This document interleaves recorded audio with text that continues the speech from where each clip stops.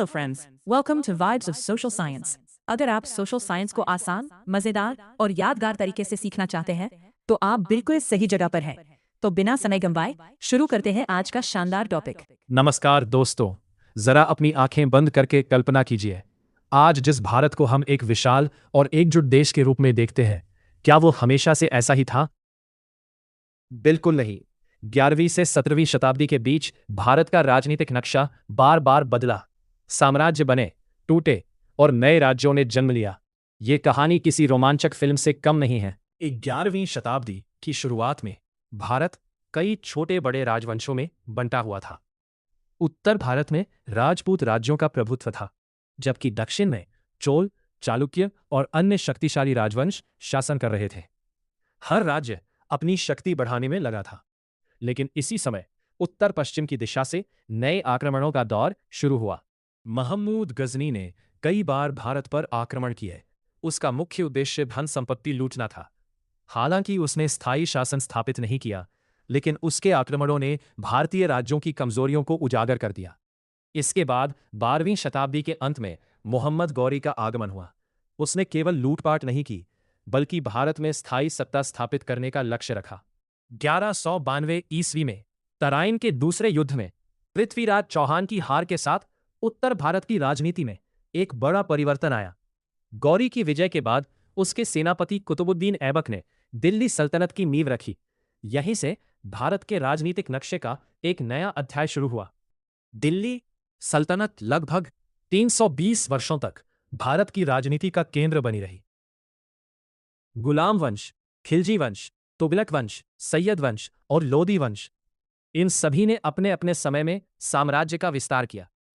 अलाउद्दीन खिलजी ने उत्तर से लेकर दक्षिण भारत तक अपने प्रभाव का विस्तार किया।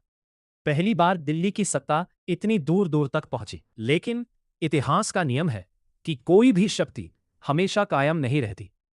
तुगलक शासकों के समय प्रशासनिक कठिनाइयां बढ़ी और विशाल साम्राज्य को नियंत्रित करना मुश्किल होने लगा।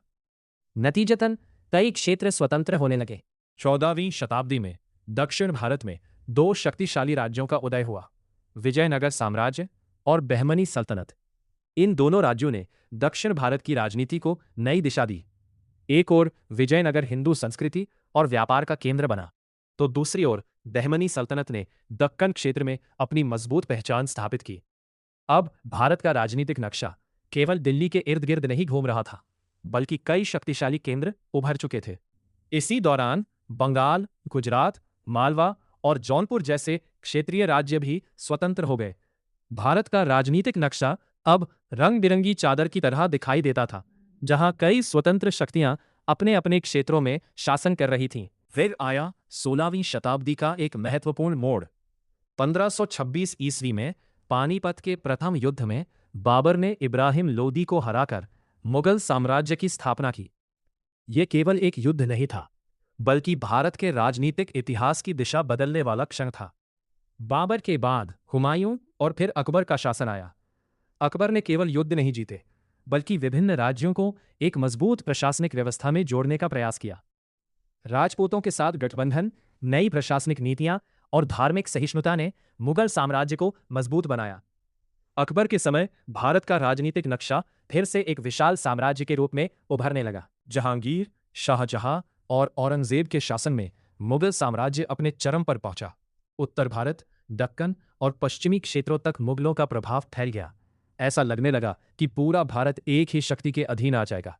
लेकिन जैसे जैसे साम्राज्य विशाल होता गया, उसे संभालना भी कठिन होता गया। 17वीं शताब्दी के अंत तक मराठा शक्ति तेज से उभरने लगी। छत्रपति शिवाजी महाराज ने एक नए राजनीतिक युग की शुरुआत की। उन्होंने दिखाया कि स्थानीय शक्तियां भी बड़े साम्राज्यों को चुनौती दे सकती है। दक्षिण और पश्चिम भारत में मराठों का प्रभाव बढ़ने लगा, जिसने मुगल सत्ता की नींव को हिलाना शुरू कर दिया। तो दोस्तों, 11वीं से 17वीं शताब्दी तक भारत का राजनीतिक नक्शा लगातार बदलता रहा। राजपूत राज्यों से दिल्ली सल्तनत तक, सल्तनत से क्षेत्रीय राज्यों तक, और फिर मुगल साम्राज्य से मराठा शक्ति के उदय तक। हर परिवर्तन ने भारत के इतिहास को नई दिशा दी। यह केवल राजाओं और युद्धों की कहानी नहीं है, बल्कि एक ऐसे भारत की कहानी है जो लगातार बदल रहा था, नए विचारों को अपना रहा था और अपनी पहचान को नए रूप में गढ़ रहा था। आज का आधुनिक भारत भी इन्हीं ऐतिहासिक परिवर्तनों की लंबी यात्रा का परिणाम है, और शायद यही इतिहास की सबसे बड़ी खूबसूरती है। नक्शे बदलते रहते हैं, लेकिन उनसे मिलने वाली सीख हमेशा अमर रहती है। दोस्तों, अगर आपको सोशल साइंस को आसान, रोचक और विजुअल तरीके से सीखना पसंद है, तो अभी वाइब्स ऑफ सोशल साइंस को सब्सक्राइब करना बिल्कुल ना भूलें। ऐसी ही शानदार हिस्ट्री, जियोग्राफी, पॉलिटिकल साइंस और इकोनॉमिक्स की वीडियोस सबसे पहले देखने के लिए वीडियो को लाइक करें, अपने दोस्तों के साथ शेयर करें और चैनल को सब्सक्राइब करके बेल आइकॉन जरूर दबाएं।